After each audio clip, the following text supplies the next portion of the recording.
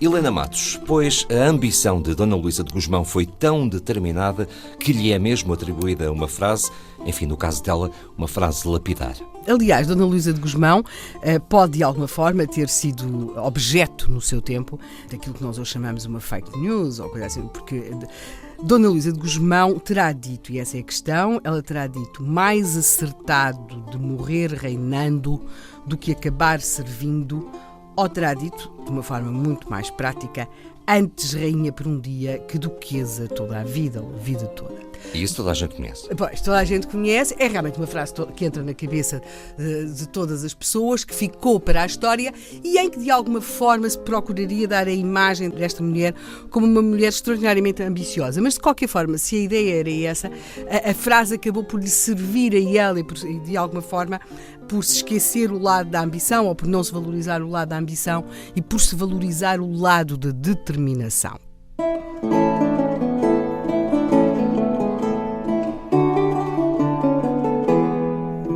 Nós temos de recuar a 1640, algumas semanas antes daquela data do 1 de dezembro, no qual Portugal restaura a sua independência, porque nós devíamos estar aqui no fim mesmo de outubro, princípio de novembro, e o Dom João, então o Duque de Bragança e marido de Dona Luísa de Gusmão, está a interrogar algumas pessoas do seu círculo mais próximo sobre se deve ou não aceitar caucionar a revolta contra a administração castelhana de Portugal e, portanto, ele de alguma forma, como o principal nobre do reino, ao aceitar associar-se a essa revolta, que já de alguma forma lavrava por Portugal, mas sobretudo àquela conspiração que estava a ser levada a cabo por alguns nobres, se ele aceitava tornar-se no futuro rei de Portugal, se as coisas corressem bem, porque se as coisas não corressem bem... Isso estava por dias, não é? Sim, podia tornar-se, digamos que, num duque que ficou sem cabeça ou qualquer coisa assim do Claro. género. Por outro lado, não é apenas a questão que se possa pensar do medo. O Duque de Bragança, isso é uma coisa que o vai caracterizar ao longo da sua vida, ele é um homem que tem dúvidas, ele é relativamente inseguro. Por outro lado, ele gostava muito de viver em Vila Viçosa. Ele tinha um palácio extraordinário em Vila Viçosa, onde caçava, que era uma coisa que ele gostava imenso de fazer, e onde se podia dedicar àquela que era a sua grande paixão, que era a música. O Duque de Bragança era um melómano, era um homem profundamente interessado pela música. Ele, graças à enorme fortuna que tinha, adquiria peças musicais pela Europa. Ele era um homem muito culto a esse nível. Quer dizer, ser rei de Portugal podia não parecer assim tão interessante naquele momento. Digamos que não havia uma ambição material, antes pelo contrário. Mas é claro que para os nobres que estão à sua volta, para as pessoas influentes, é fundamental que ele aceite colocar-se naquela revolta, porque é a forma que eles têm de conseguir... E de se manterem também. Sim, é uma legitimação, ou seja, se ele, que é o principal nobre do reino, diz que sim, então de alguma forma a nobreza vai unir-se. Mas, e terá sido nesse momento, ele já tinha sido contactado alguns dias antes e disse que tinha de falar com algumas pessoas do seu círculo próximo, entre os quais a duquesa. É porque é claro que qualquer decisão que ele tomasse ia sempre influenciar a vida de Dona Luísa de Gusmão, que era sua mulher. E, portanto, é aí que surge esta frase. Temos de perceber que um dos presentes, que era o Conde de Ericeira, vai dizer que Dona Luísa de Gusmão terá dito mais acertado de morrer reinando do que acabar servindo. O povo e a história vão transformar isto no tal mais vale ser rainha por um dia que duquesa toda a vida, mas esta frase tenha sido ela dita como quer que tenha sido, e sobretudo a determinação de Dona Luísa de Gusmão, vão ser fundamentais para levar o Duque de Bragança a tomar a decisão de facto se associar a essa revolta. Estamos numa semana em que Dom João, Duque de Bragança, faz uma introspeção, e isto não passa apenas pela sua subjetividade individual, passa também por uma consulta ao seu séquito.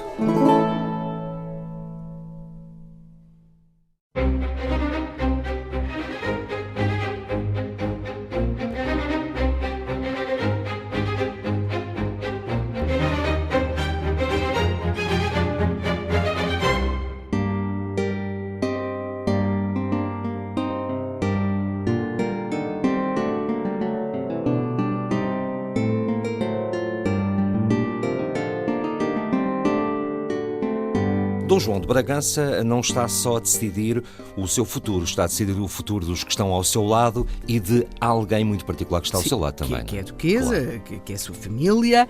Ele é o principal nobre do reino, portanto, temos de perceber que esta era uma decisão que ia, sem dúvida, influenciar toda a sua vida.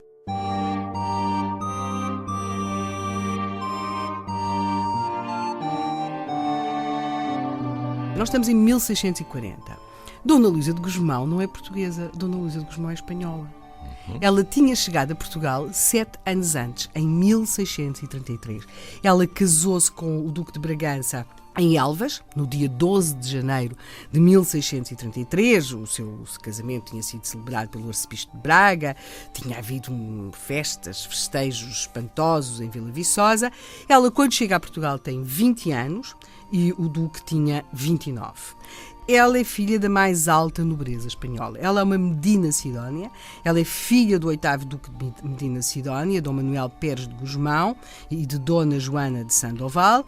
E, portanto, ela é filha da grande nobreza espanhola, com tudo o que isso pode querer dizer. Ela nasceu na Andaluzia. Ela vem da mais alta nobreza espanhola e ele é o nobre mais importante de Portugal.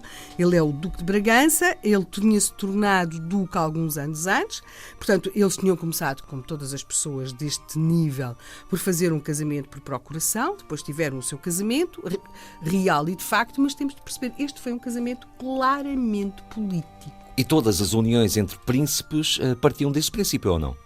Bem, eles são duques, eles vêm de grandes famílias da nobreza. Agora temos de perguntar uma coisa. O que é que levava as grandes famílias da nobreza portuguesa estivessem a casar com grandes famílias da nobreza espanhola? Note, o casamento tem lugar em 1633. Portugal está sob dominação castelhana desde 1580. Qual é que é o interesse de levar ao casamento entre as principais casas nobres portuguesas com as principais casas nobres espanholas? Bem, é o projeto político, de facto, de unir os dois reinos. Porque quando Filipe II de Espanha, que há de ser primeiro de Portugal, se torna rei de Portugal, houve o reino de Portugal e o reino de Espanha. Eram dois reinos distintos, ele era rei de dois reinos. Aquilo que nós vamos começar a ver com a passagem depois para Filipe II de Portugal, terceiro de Espanha, depois Filipe III de Portugal, é a tomada de uma série de decisões com vista à união de facto dos dois reinos. E que melhor forma pode haver de unir Portugal à Espanha do que casar os seus principais nobres em Espanha. Ou seja, qualquer ideia de revolta, de sedição, de conspiração torna-se muito mais difícil, porque digamos que se dorme com o inimigo, no verdadeiro sentido da palavra, não é? Começava aí até a mistura de sangue, não é? E portanto, claro, e das famílias, e portanto esperava, sobretudo, uma figura que é muito importante neste tempo, que é o Conde Duque de Olivares, ao serviço do Reino de Espanha, ao serviço dos Filipes, que é a ideia que, estando as famílias tão importantes quanto os Bragança, aliados aos Medina Sidónia, os Bragança portugueses com os Medina Sidónia espanhóis, eles não vão, de alguma forma, enverdar numa aventura de questionar o poder de Madrid e, portanto, uma aventura que, é claro, que põe em causa o seu património, a sua vida, o seu sossego, o seu estatuto, como é óbvio.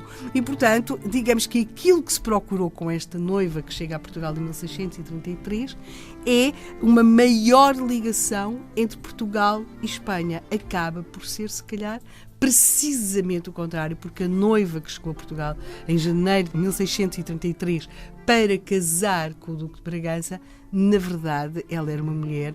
Nós discutimos no primeiro programa se ela era ambiciosa. Não sei se seria ambiciosa, mas é uma mulher de fina argúcia política. Sem dúvida, o nosso destino e o deles estava para ir numa direção e acabou por ir na direção exatamente contrária. Vamos ainda perceber ao longo dos próximos episódios melhor a cabeça de Dona Luísa de Gusmão.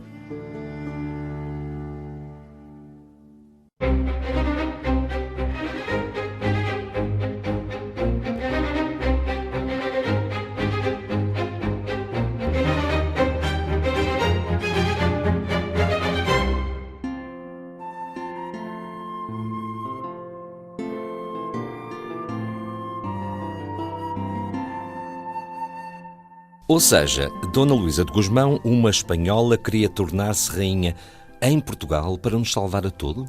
Bem, talvez a formulação seja mais... Dona Luísa de Gusmão percebeu, ou terá intuído, que ela e boa parte da nobreza, então, em Portugal, que ou lideravam e protagonizavam uma revolta chefiada pelo Duque de Bragança, já, digamos que escolhido para ser rei, e, portanto, conseguiam, se quisermos, uma revolta conservadora e feita pela elite, ou ter-se-iam de confrontar com uma revolta popular inorgânica, muito mais complicada, muitíssimo mais violenta, não é? Aliás, já havia episódios de violência dura no Alentejo, e o Duque de Bragança sabia muito bem alguns episódios que já estavam a acontecer naquela zona.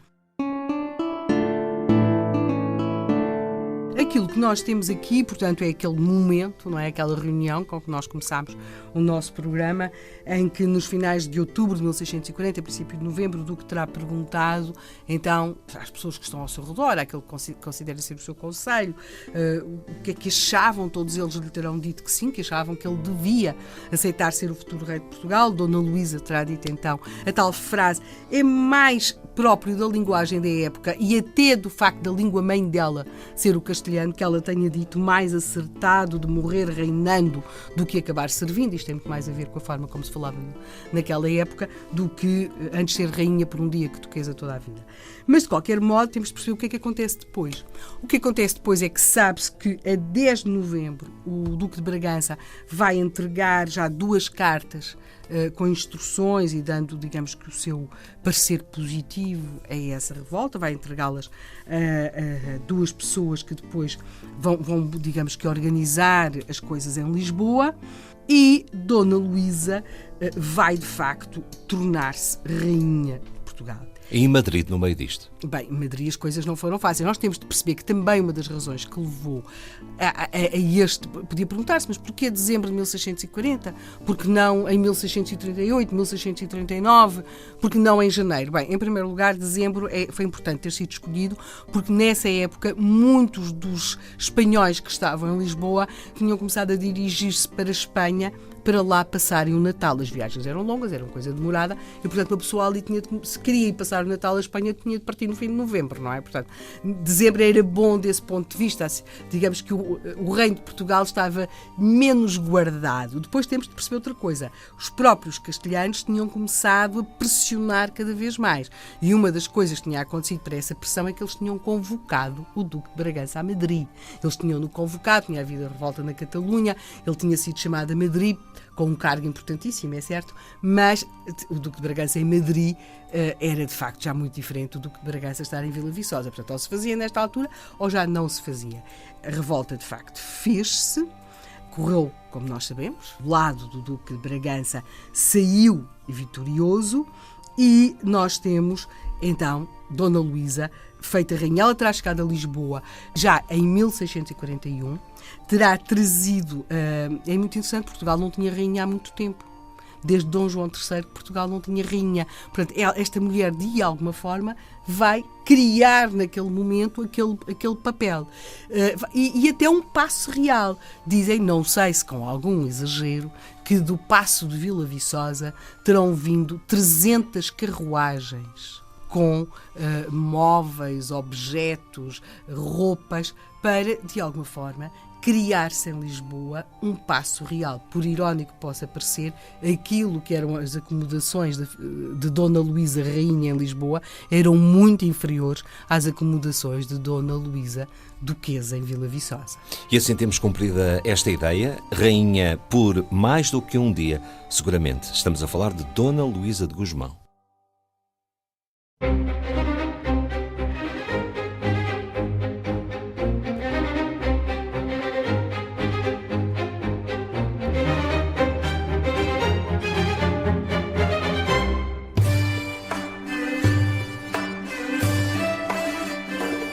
Aclamada que está a Dona Luísa de Gusmão, presumimos com uns grandes viva a rainha, presumimos, enfim, ou bem, não, temos não de se perceber, sabe. Porque muito prudentemente o Duque de Bragança, ele era de facto um homem muito cauteloso, o Duque de Bragança transformado em Dom João IV, ele vai transformar em Rainha de Portugal Nossa Senhora, portanto, para dessa forma procurar a proteção papal, não é? Porque era muito importante que o Papa desse o seu aval à nova monarquia instituída em Lisboa e, portanto, houve essa, digamos, se quisermos, essa partilha do lugar régio entre Dona Luísa de Gusmão e Nossa Senhora, que não reinando sempre é uma boa proteção. Após isto, o que acontece então? O que acontece? É assim, em 1641, Dona Luísa chega a Lisboa, Rainha de Portugal, é casada com o Rei de Portugal.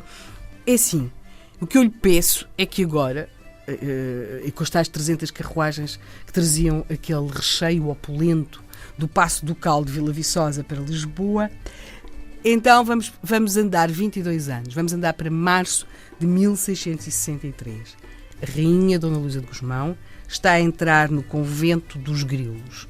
Digamos que é o despojamento total daquela mulher que foi da família Medina Sidónia, foi duquesa de Bragança, foi Rainha de Portugal e agora prepara-se para ir morrer, para aqueles que vão ser os seus últimos anos de vida num convento. O que é que aconteceu a esta mulher em Lisboa? De facto, a argúcia política confirmou-se. Não foi fácil a vida de Dona Luísa de Gusmão como rainha, para já, porque havia aquilo para que se estaria preparado. Portugal iria ter de enfrentar uma longa guerra com Castela. Quer dizer, é óbvio que Castela não ia aceitar perder o reino de Portugal dessa forma. São os anos de guerra, são anos em que Dom João até está pouco em Lisboa e ela assume o poder em Lisboa, porque havia as questões dos combates, havia tudo isso. Houve várias traições na corte entre a alta nobreza, houve tentativas de assassinato ao seu marido, mas o primeiro grande choque para esta mulher chega muito provavelmente em dezembro de 1653, quando morre aquele que era a grande esperança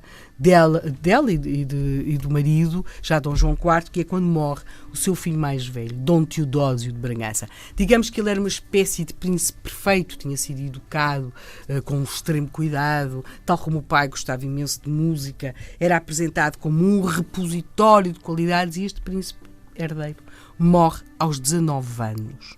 O que é que acontece? Dona Luísa e Dom João IV tinham tido mais filhos, mas o filho que se segue é um filho que é deficiente, é um filho que apresenta graves deficiências, quer físicas, quer mentais. Isso é extraordinariamente complicado para uma monarquia muito frágil, como ainda era a monarquia de Bragança. E isso, o rei, entretanto, morre, 3 anos depois, 1656, e Dona Luísa vai se tornar rainha. E vai ser, digamos que, uma rainha eficaz, quer no combate a Castela, o reino de onde ela tinha vindo, quer conseguindo um casamento muito importante para nós da sua filha com o rei de Inglaterra, Dona Catarina, a tal do chá, casa com o rei de Inglaterra. E nós vamos encontrar, segundo alguns nobres, Dona Luísa de Gusmão ainda a protagonizar uma tentativa de golpe de Estado em 1662, ou seja, ela consciente de que o seu filho Dom Afonso VI não tem condições para governar, terá tentado que o poder passasse diretamente para o infante Dom Pedro.